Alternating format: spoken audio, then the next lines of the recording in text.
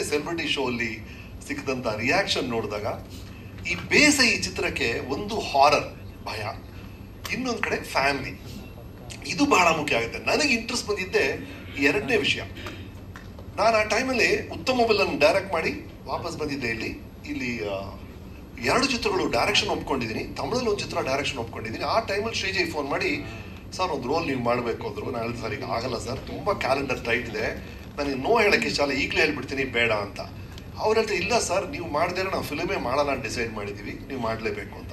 ಸರಿ ಬನ್ನಿ ಕೇಳ್ತೀನಿ, ಬಟ್ ನನ್ನ ಪ್ರೆಷರ್ ಇದೆ ಕ್ಯಾಲೆಂಡರಲ್ಲಿ ಅಂತ.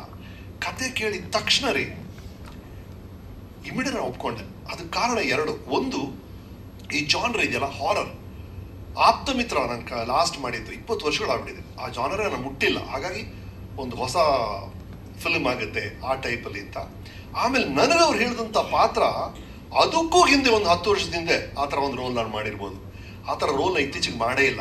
ಹಾಗಾಗಿ ಎರಡೂ ನನಗೆ ಭಾಳ ಇಷ್ಟ ಆಯಿತು, ಒಪ್ಕೊಂಡೆ. ಮೋರ್ ದನ್ ಎನಿಥಿಂಗ್ ಎಲ್ಸ್, ಮೂರನೇ ವಿಷಯ ಇದೆಯಲ್ಲ ಸರ್, ನಮಗೆ ಗೊತ್ತಿರುವಂಥ ಒಂದು ಪ್ರಪಂಚ ಇದೆ. ನಾವು ನಮ್ಮ ಹೆಂಡತಿ ನಮ್ಮ ಮಗು ಹ್ಯಾಪಿಯಾಗಿರ್ತೀವಿ, ಆ ಥರ ಕಥೆಯಲ್ಲಿ ಒಂದು ಭಾಗ ಇದೆ. ಇನ್ನೊಂದು ನಮಗೆ ಗೊತ್ತಿಲ್ಲದೆ ಇರೋ ಒಂದು ಪ್ರಪಂಚ ಇದೆ, ಈ ಅಘೋರಿಗಳು. ನನಗೆ ಗೊತ್ತೇ ಇಲ್ಲ ಅದೇನು ಅಂತ. ಅದನ್ನ ಶ್ರೀಜಯ್ ಎಕ್ಸ್ಪ್ಲೈನ್ ಮಾಡ್ತಿದ್ದ ರೀತಿ, ಅವರಿಗೆ ನೋಡಿದ್ರಲ್ಲ ನೀವು, ಅವ್ರ ಮಂತ್ರಗಳೆಲ್ಲ ಹೇಳಿದ್ದು ಅಷ್ಟು ಚೆನ್ನಾಗಿ ಅವ್ರಿಗೆ ಗೊತ್ತು. ಆ ಕ್ಷೇತ್ರಗಳ ಬಗ್ಗೆ, ಧರ್ಮಸ್ಥಳಗಳ ಬಗ್ಗೆ, ದೇವಿಗಳ ಬಗ್ಗೆ ಅವ್ರಿಗೆ ಎಷ್ಟು ಜ್ಞಾನ ಇದೆ ಅಂದರೆ ಇಂಥವ್ರ ಹತ್ರ ವರ್ಕ್ ಮಾಡಬೇಕು ಅನ್ನಿಸ್ತು ನನಗೆ. ಆ ಕಾರಣಕ್ಕೆ ಒಪ್ಕೊಂಡೆ. ಕೊನೆಗೆ ಮೊನ್ನೆ ಸಿನಿಮಾ ನೋಡಿದಾಗ ಐ ಫೀಲ್ ಬಹಳ ನೀಟಾಗಿ ಒಂದು ಫಿಲ್ಮ್ ಹಾರರ್ ಫ್ಯಾಮಿಲಿ ಸ್ಟೋರಿಯನ್ನ ಶ್ರೀಜಯ್ ಹೇಳಿದ್ದಾರೆ ಅಂತ.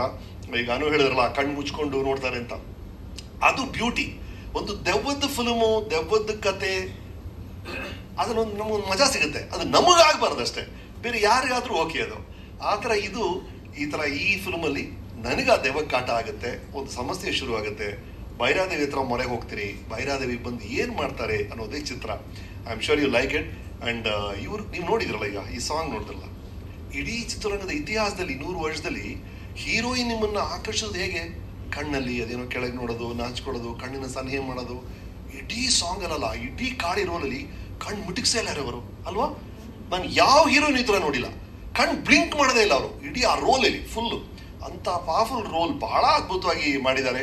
ಅಂಡ್ ನಿರ್ಮಾಪಿಗೆ ಫಿಸಿಕಲಿ ಸ್ಟ್ರೈನಿಂಗ್ ಈ ರೋಲು, ಫೈನಾನ್ಷಿಯಲಿ ಸ್ಟ್ರೈನಿಂಗ್ ಅವರ ನಿರ್ಮಾಪಕಿಯ ಆ ರೋಲು, ಎರಡೂ ಅದ್ಭುತವಾಗಿ ಮಾಡಿದ್ರಿ. Thank you for the opportunity Radhika.